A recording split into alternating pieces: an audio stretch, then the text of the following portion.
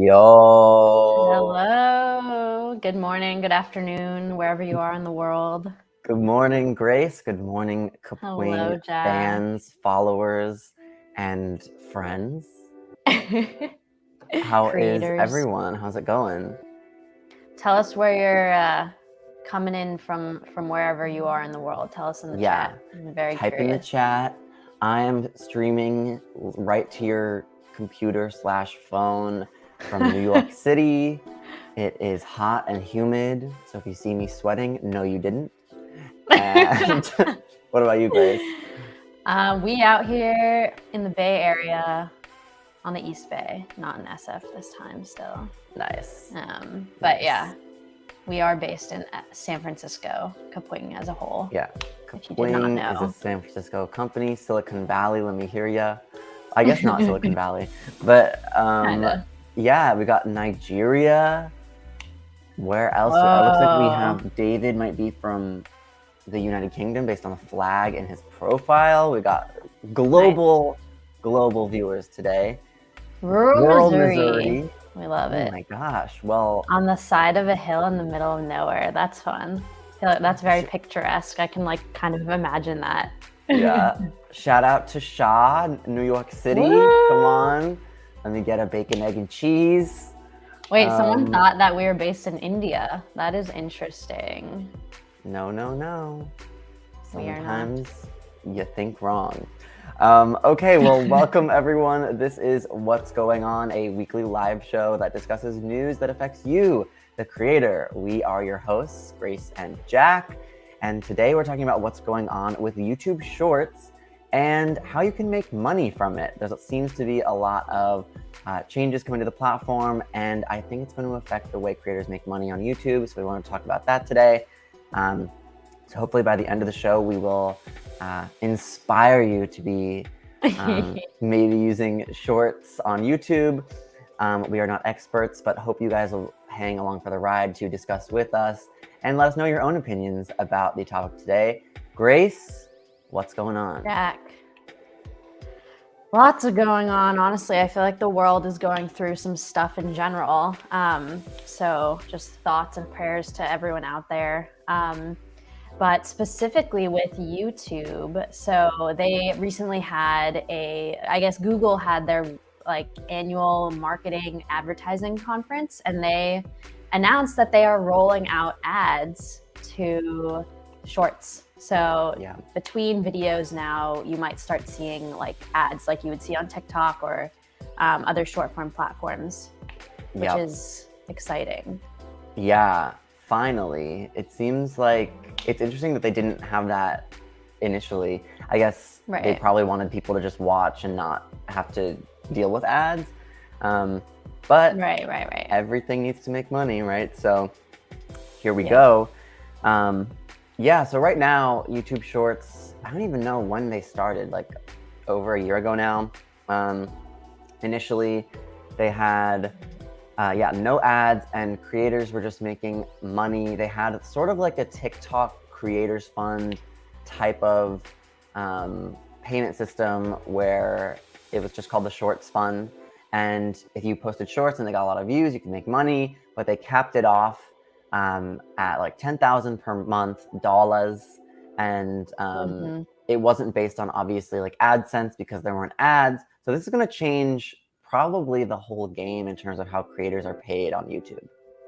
Yeah, I think it definitely is like kind of the start of a new chapter, but I think also like they're really experimenting hard. So this is not necessarily going to directly lead to like money starting to come into creators' wallets tomorrow. I think there's probably going to be a lot going on where they're like testing things out. What's your experience with shorts, Jack? I feel like it's still relatively new, relatively like, do we want to be posting content there kind of thing? Yeah, well, the experience, I'm interested in your guys' experience as well. Let us know in the comments below.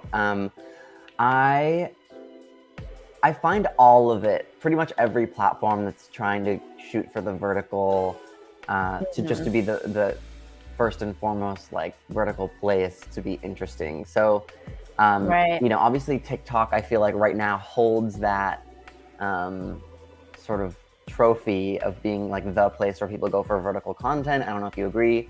But then now we have YouTube Shorts, we have Instagram Reels, and it seems like practically every social site is trying to go after this niche. And so it's definitely a little bit overwhelming, I think, to try and decide which to be posting on, if all of them you want to be posting on, if you want to be posting the same content on all three, which one is useful for different circumstances, for, you know, for instance, making money versus growth. So I think it's all really convoluted a little bit. I think my experience with shorts has been like, they definitely, I think, get views easier. So I think it can be a good growth mechanism for sending people to your longer form content, like, you know, making a bunch of shorts. Maybe people will click on your profile if they go viral and then see your long form content where you then have your AdSense running, your brand deals, things like that. So I think that's probably like the best use case for shorts. I don't know what you think. Yeah, I think it's definitely easier to get views on like short form content in general. Like obviously we've seen that with TikTok. People are like blowing up on TikTok just because watching a, you know, 10-second video is so much easier and like easily to share as well. Like people are more willing to like show other people that than like a 10-minute video. I think we've made some shorts at Kapwing like on a separate channel just to test it out and experiment with it. And I think it's, you know, it's kind of the same thing with TikTok. Like you're just making a short video basically. But I think with YouTube, the interesting part is like, how does that compare with your long form content? Like, I think that was something we grappled with, is like, we don't want to necessarily put our shorts on our long form channel because, well, one, there's like kind of the aesthetic like problem is like you have these like shorter and longer videos and like viewers just never know what to expect if you do that. They also just show up on your channel like looking kind of weird, and I think they're still trying to figure out that aspect of it. But I think also like with shorts, as a viewer, I'm not that into like the shorts I do see come up on my homepage. I think because like I think I usually go to YouTube not wanting to see like a 10-second video, you know? Right. I think some of the magic that TikTok has over like Instagram Reels and Shorts and all these other platforms is like right when you open TikTok, it just immediately starts sending you videos. You know, you don't have to do anything. You literally have to like do one flip and it like goes to the next one. Versus YouTube, it's like you'd have to navigate to Shorts or like click on the first short, and that just even that one click I feel like is the amount of energy I like don't want to put in, or like I'm not as like I'm not going to be sucked in basically. I think that's what TikTok has. Totally. Yeah, I think like I'm sure that what they want you to do is probably not be watching on desktop really and be watching on your YouTube app. But yeah, it's I agree. I mean, it's not the place in my opinion for vertical right now, but obviously YouTube is owned by Google. They have a ton of money. They are a huge player in the space, so I wouldn't count them out. That's sort of my biggest thing now that I've like gotten older was like when I was younger, when Vine came out, I was like, this is never gonna like this is never gonna be like a huge thing. So I was like, it's too short, like it's a small company, it's just like not the same as YouTube. And then lo and behold, it became like a huge thing. So never count anyone out is what I've learned. Right. That's fair. Interestingly, I'm interested in some of the comments we've been seeing, which Shaw said, my short got 1 view in 24 hours, but 1,000 views on TikTok. Interesting. So I wonder if there's different, like, I wonder if the algorithm is better on TikTok at giving people what their interests are. And also someone who said, I got 15 million views last night, but received nothing last month, excuse me. Wow, that's not fun. I know, that's well, really I guess that brings to light some of these things as well. Like, I think YouTube is being more strict about what videos they're currently giving money to from the Shorts Creators Fund. Because if you look on their actual like help center website or whatever, where it details all the stuff about the fund, they have like, you can't post videos with other watermarks. So I'm assuming like a lot of people are just reposting TikToks to shorts and it has the TikTok watermark. They're not giving money to people who do that, who have watermarks on their videos, or even just basically any non-original content. Like if you're making a clip from a TV show that's not original, and they're not going to give money to you. So I think they're like cracking down a little bit on that. Maybe that's, I don't know about your situation, but maybe that was like part of it, is like they're not eligible for the fund right now. Yeah. So yeah, we'll see if this changes though. So obviously I feel like with this change in monetization plan, where you're going to be seeing ads in the shorts feed, it's going to, I would assume they have to split their profits with creators. Otherwise, why would you want to do it? Yeah. So I think something I was thinking too is like, in terms of the future monetization for all of these platforms, I feel like it almost comes down to just like reliability, because you could be making like $10,000 on shorts 1 month and maybe like not much on next month, you know? And I think that that's kind of the same for TikTok and like Reels right now. It's like they're doing these creator-based or these like fund-based payouts, but that is just, it's hard to build a business and be a creator full-time when you don't really even know how much money you're going to bring in like month to month, right? Yeah. And that's something that the YouTube long form like AdSense has put in place, is like it's relatively stable at this point. Maybe because it's not new too. But right. What do you well, think and it's about also that? because I feel like because YouTube videos can pick up views for years after they're made. I don't know if the same was true for short form content. Like, I don't That's a good know point. if, you post a TikTok or YouTube shorts and if it's gonna, get millions of views for the next 7 years, where like there are some older videos that have been posted years ago that like on our channel even, like 2 years ago, that are still getting really good views and make a lot of AdSense. So I don't know if the stability will ever be the same in short form content, given the like fast-paced algorithm that I think we see. So yeah, I think it begs the question of should we be focusing more on short form versus long form content right now? Which is a tough question. Yeah. I also think like, because ads don't work the same on these short form platforms, where it's like with YouTube long form, you get an ad on your video. So it's like, okay, if this ad is on your video, you get the money from that ad. But when the ads are between videos, it's like, okay, who do we give the money to? Is it the person before or the person after? Like everyone around it, which is why I think we're starting to see these companies kind of like experimenting a lot more with monetization. I'm not sure it's gonna, like, I think they always kind of talk about, this is gonna help creators, but it can't just be like a little bit more money for creators. I think it needs to be like a stable revenue, like income for creators. Like TikTok just announced like their branded missions, which is basically like a brand can put out a request for like, oh, we want a video that looks like this, and then creators can basically submit a video to that brand, and then the brand can pay the creators they like, which is like, yes, that will create more money into the creator economy and money to creators, but it's like, who knows if your video is going to get picked? That's like, if you keep posting those and brands just they just don't pick you, it's like, well, you're making $0, Right. I think that's the scary part about short form, is that I always feel like there's less opportunity to make money and also to solidify yourself in stability, sort of like what you're saying. Like I feel like a lot of YouTubers, they can get big and stay big for many, many, many years. We haven't necessarily seen that yet with TikTokers or short form content creators. It's been a couple years now, but I don't know if they will, last decades from now. And maybe a couple will. I'm sure a couple will. The Charli D'Amelio, like she's going to be a household name probably for the rest of our lives. But like the mid-tier creators, can they make a living? I don't know. And I think that's what this question of, is YouTube long-form content dying?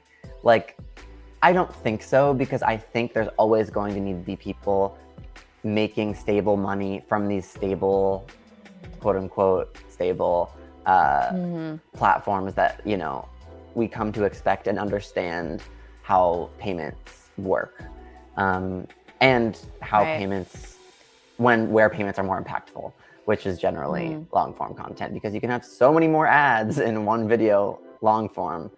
So yeah, I don't know. What do you think? Do you think long form is dying? Yeah, anyone in the comments, I'm curious to hear what you guys think of this question too, so pitch in. But I think I definitely agree that like right now, long form content is more stable because of the revenue shares that YouTube has in place.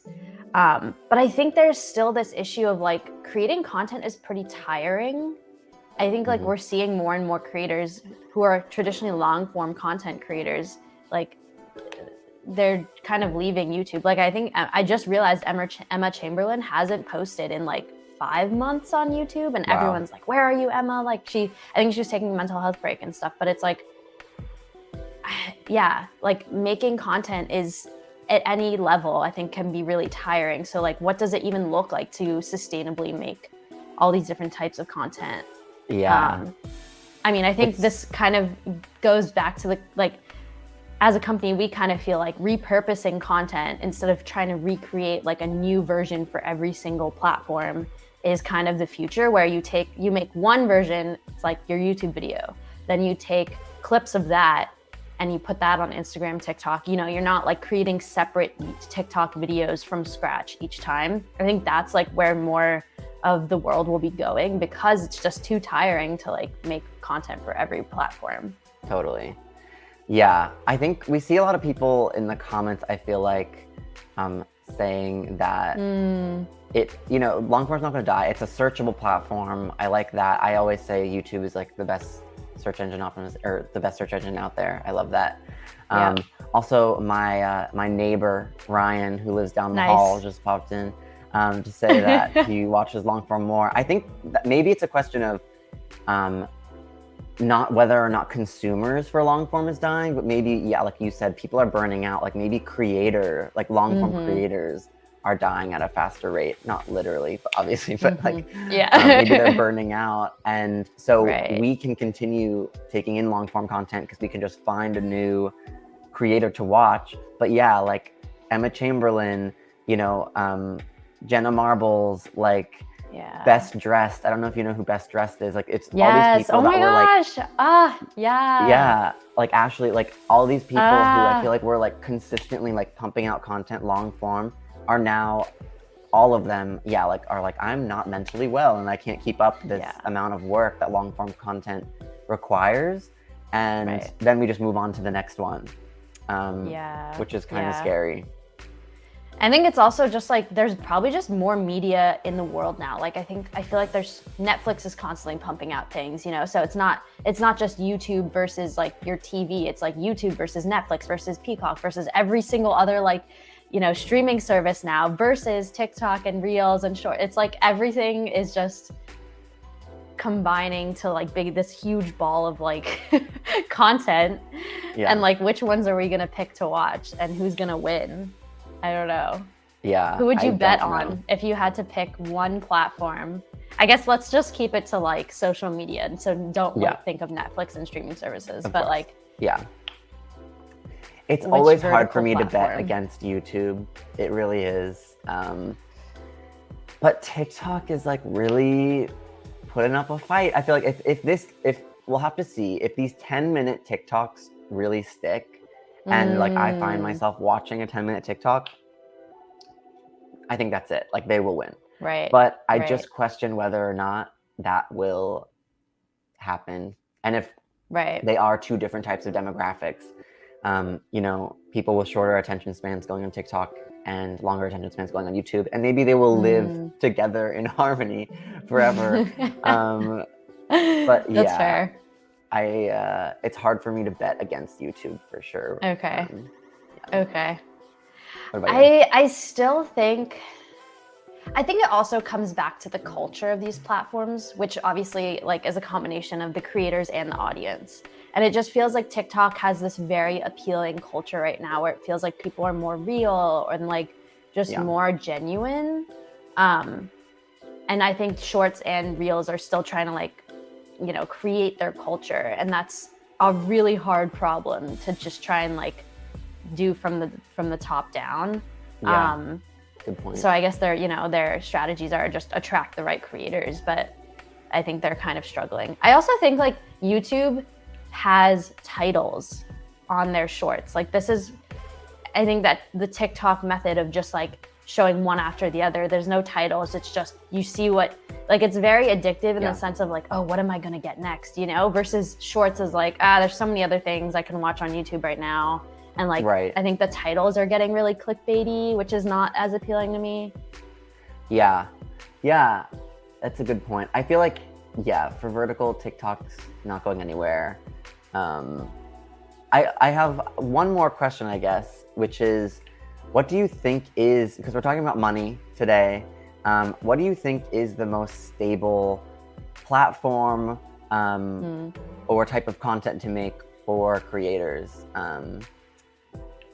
I'm interested in that.